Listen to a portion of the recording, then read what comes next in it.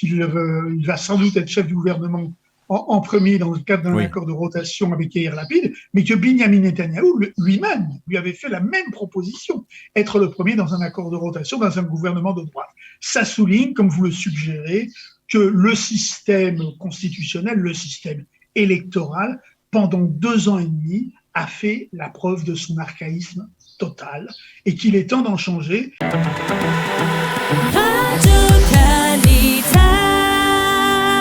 Philippe Belilia. Philippe, bonjour, Boker Tov.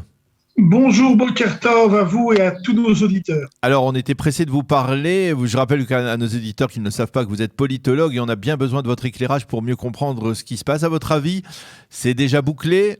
Naftali Bennett sera le prochain Premier ministre d'un gouvernement de changement? Écoutez, moi je ne dirais pas que c'est déjà bouclé parce que la vie politique israélienne étant ce qu'elle est, tant que ce gouvernement n'aura pas prêté serment et obtenu une majorité à la Knesset, il faut rester prudent. Mais quand même, il y a 99% de chances que dès aujourd'hui soit indiqué le fait qu'Israël a un nouveau gouvernement, un gouvernement dit du changement, qui réunira 3 partis de droite, 2 partis du centre et 2 partis de gauche, sous l'égide de Yair Lapid, même s'il laisse la première place pour la rotation à Naftali Bennett, l'homme fort ce sera Yair Lapid, et c'est un gouvernement du changement au sens où, pour la première fois depuis 12 ans, le pays ne serait plus gouverné par le Likoud et en particulier par Binyamin Netanyahou. Alors d'abord, je voudrais avoir une précision. Au milieu de l'opération Gardien des Murailles, Naftali Bennett a été très clair. Il avait annoncé que dans la conjoncture actuelle, eh bien, l'idée d'un gouvernement de changement n'était plus à l'ordre du jour pour son parti, pour Yamina. Et donc, il s'agit d'une volte-face assez impressionnante de la part du leader de Yamina, non ? Alors, une volte-face impressionnante, mais assez habituelle chez lui, puisque depuis les élections du 23 mars, il nous a tenus en haleine en changeant d'opinion 2 fois par semaine. En fait, sans vraiment changer d'opinion, puisqu'il a dit depuis le début, et d'ailleurs même pendant la campagne, qu'il refusait d'écarter telle ou telle solution. Il raisonnait surtout à contrario. Je n'écarte pas la solution d'un gouvernement de droite avec Binyamin Netanyahou, c'est même ma préférence, lui disait-il. Et puis, en même temps, je n'écarte pas, si ça ne marche pas, le fait de participer à un gouvernement sous la direction de Yair Lapid. Ça a été comme ça depuis le 23 mars et même avant, pendant la campagne. Et donc, pendant l'opération Gardien des Murailles, il l'a dit de façon beaucoup plus nette en disant que le gouvernement du changement n'était plus à l'ordre du jour. Mais comme l'opération s'est terminée, eh bien, il est revenu à sa position initiale en disant et ceci et cela. Et comme Binyamin Netanyahou n'arrive pas et n'arrivera pas à former un gouvernement de droite, exclusivement de droite, eh bien, Naftali Bennett s'est rallié à l'autre solution, à savoir participer et même faire plus que participer, diriger pendant 2 ans et demi un gouvernement dit gouvernement du changement. Alors, je voudrais vous poser une question de fond. On a vu beaucoup de choses depuis le début de cette crise politique, il y a plus de 2 ans, 2 ans et demi même. Mais ce que l'on n'a jamais vu, c'est qu'un homme politique devient Premier ministre à la tête d'un parti qui a 7 mandats à la Knesset et qui a 6 mandats qui le soutiennent. Est-ce que vous pensez qu'il y a là un problème, on va dire, constitutionnel ? Est-ce que le simple fait que ce cas de figure soit possible, c'est quelque chose de problématique? Absolument, absolument. Faut bien remarquer d'ailleurs qu'il va sans doute être chef du gouvernement en premier dans le cadre d'un accord de rotation avec Yair Lapid, mais que Binyamin Netanyahou lui-même lui avait fait la même proposition, être le premier dans un accord de rotation dans un gouvernement de droite. Ça souligne, comme vous le suggérez, que le système constitutionnel, le système électoral, pendant 2 ans et demi, a fait la preuve de son archaïsme total et qu'il est temps d'en changer. Et malheureusement, dans l'accord de coalition qui se dessine, je n'ai pas vu cela.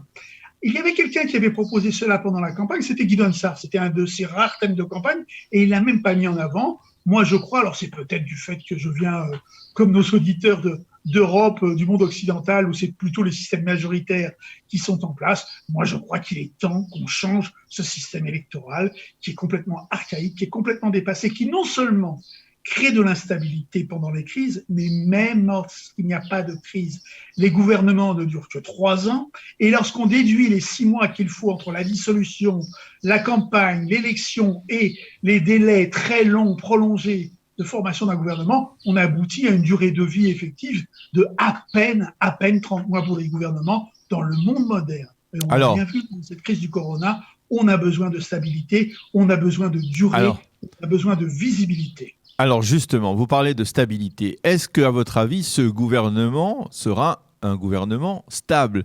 Et est-ce que ce gouvernement, c'est la question suivante qui est liée à la première, est-ce que ce gouvernement aura la possibilité de mener à bien une quelconque politique, ou sera-t-il un gouvernement, comme le dit Netanyahou, un gouvernement de paralysie? Écoutez, il faudra voir de près l'accord de coalition. Moi, j'ai cru comprendre que la philosophie de l'accord de la coalition était la suivante. Mettre de côté les graves divergences idéologiques qui ne manquent pas d'exister entre des partis cinéphéros. Je vais donner un exemple. La question de l'annexion des territoires palestiniens, il n'est pas question d'en parler. Il n'est pas question d'en parler. De toute façon, chacun sait bien que cette annexion, qui ne s'est pas faite du temps de Benjamin Netanyahou et de Donald Trump, elle risque pas de se faire du temps de Yair Lapid et de Nitzan Horowitz. Donc, cette question de côté. Moi, je crois que ce gouvernement pourra durer s'il est fidèle à cette ligne, écarter les divergences idéologiques et agir uniquement sur le thème du redressement du pays. En finir avec la crise sanitaire, c'est presque déjà fait. S'attaquer très sérieusement à la crise économique, dont on ne parle pas assez, mais il y a quand même un déficit budgétaire, il y a encore beaucoup de chômage, et surtout cette crise a révélé à la fois le manque de formation professionnelle, les écarts sociaux qui ne cessent de s'agrandir, s'attaquer à ces sujets, s'attaquer à la refondation d'un système de santé qui en a bien besoin, d'un système de l'éducation qui en a bien besoin, s'attaquer également au renforcement des infrastructures, au problème ô combien sensible de l'égalité entre les Juifs et les Arabes.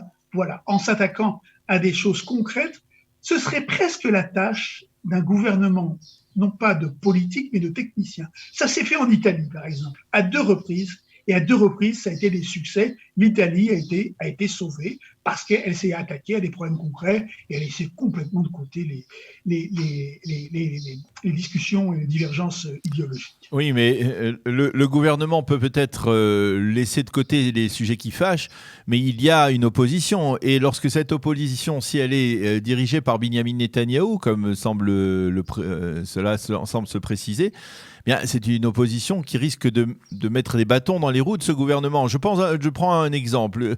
Supposons que Benjamin Netanyahou tente de promouvoir avec une coalition qui est relativement solide, une opposition qui est relativement solide, un bloc de l'opposition qui est relativement solide avec les orthodoxes, des projets de loi justement qui sont liés par exemple à des aspects nationalistes, ce que justement le gouvernement ne voudra pas faire.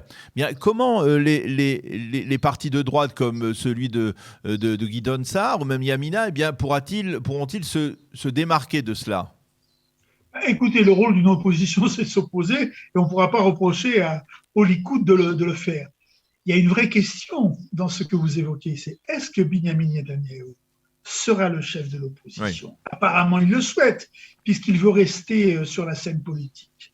Mais est-ce que ses amis du Likoud l'autoriseront à le faire une fois qu'il ne sera plus Premier ministre et qu'il n'aura plus les mêmes moyens de pression sur eux? Il y a déjà un ministre qui est sorti du bois pour suggérer un remplacement, c'est Israël Katz. Il y en aura sans doute d'autres. Donc moi, je crois que de toute façon, on ira, comme dans la grande tradition de la politique israélienne, vers des surprises.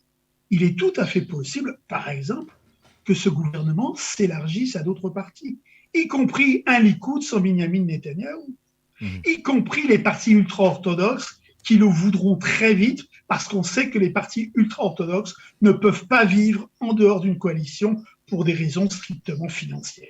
Donc on ira de toute façon vers des évolutions, et la vraie question, si ce gouvernement, comme cela semble se dessiner, et se forme, et peut-être même à partir d'aujourd'hui, la vraie question, ce sera le sort de Benjamin Netanyahou, le sort que ses amis du Likoud veulent bien lui réserver. Et cela, je crois, dessinera largement les perspectives de la vie politique pour les mois et les années à venir. Alors, une dernière question parmi les nouveautés de ce gouvernement de changement.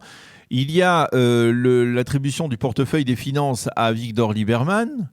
Et de l'autre côté, toujours, l'attribution de la présidence de la commission des finances à un membre de son parti.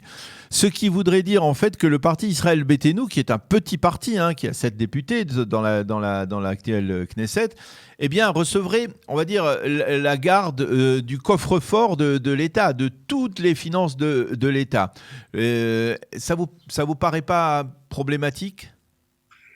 C'est un peu surprenant. Ce qu'il faut bien voir, c'est que derrière, il y a un vrai projet politique de la part d'Israël Beitenou. On sait que Israël Beitenou et Avigdor Lieberman sont les ennemis jurés des ultra-orthodoxes et ils veulent donc contrôler le budget pour qu'il y ait moins de subventions aux partis, moins ou plus de subventions aux partis ultra-orthodoxes. C'est donc la raison, mais effectivement, c'est assez surprenant. Cela dit, ça n'est pas encore fait. Et dans l'hypothèse où les partis ultra-orthodoxes rentreraient dans la coalition, ce qui n'est pas exclu, sans doute que Moshe Gafni, secrétaire perpétuel, président à vie de la commission des finances de la Knesset, retrouverait son poste favori qui lui permet de favoriser ses réseaux. Donc, cela n'est pas terminé, mais effectivement, on est toujours dans la politique israélienne, dans des constructions complètement baroques et assez choquantes, c'est vrai, sur le plan des principes. Alors, je m'excuse, je vous attrape. Alors, j'ai quand même encore une dernière question à vous poser parce que cette semaine, elle est déterminante sur le plan de la politique au niveau de la formation du gouvernement, mais elle est aussi intéressante au niveau de l'élection du président de l'État. Il y a 2 candidats à ce poste de président de l'État. Il y a un politicien très connu dans la vie politique israélienne, Yitzhak Herzog, qui a été leader du Parti travailliste, ministre, et qui est aujourd'hui président de l'Agence juive. Et puis, il y a de l'autre côté une personnalité qui est très emblématique dans la vie politique, très consensuelle dans la vie politique israélienne, mais qui n'a pas une expérience politique, c'est Myriam Peretz. Vous, dans la conjoncture actuelle, en sachant que l'on se dirige vers ce gouvernement de changement où, vous le disiez vous-même, essayer de calmer les esprits, colmater les brèches après la crise politique, quel candidat, si vous étiez député, parce que ce sont les députés qui votent, quel candidat vous auriez choisi ? Écoutez, moi j'aurais choisi Yitzhak Herzog, non pas pour des raisons de préférence politique, mais parce que je pense qu'à la tête de l'État, même si c'est un rôle largement symbolique, il faut quand même quelqu'un d'expérimenté, et Yitzhak Herzog est expérimenté, ce qui n'enlève rien au mérite personnel de Myriam Peretz, que tout le monde respecte pour les raisons que l'on sait. Elle a perdu ses fils officiers à l'armée. C'est une personnalité qui a joué un rôle éducatif très intéressant auprès des jeunes Israéliens. Donc, on ne peut lui retirer aucun de ses mérites, mais je crois qu'à la tête de l'État, faut un politique expérimenté qui rencontre les autres chefs d'État, qui rencontre les ministres des Affaires étrangères, qui accrédite les ambassadeurs, qui donne la grâce. Et on sait que dans les mois et les années qui viennent, cela va être un sujet d'actualité ô combien sensible, etc., etc. Donc, je crois qu'il faut quelqu'un d'expérimenté. Cela dit, on n'est pas à l'abri d'une surprise parce que Binyamin Netanyahou sera peut-être dès ce soir un tigre blessé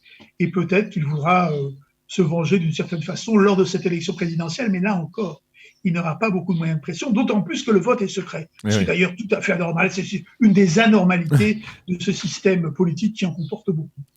Eh bien, merci beaucoup Philippe Elia pour nous avoir éclairé sur ce début de semaine qui risque d'être détonnant, on peut le dire, sur le plan politique. Absolument. Bonne semaine et Shavua Tov à tous. Merci, Shavua Tov, à bientôt.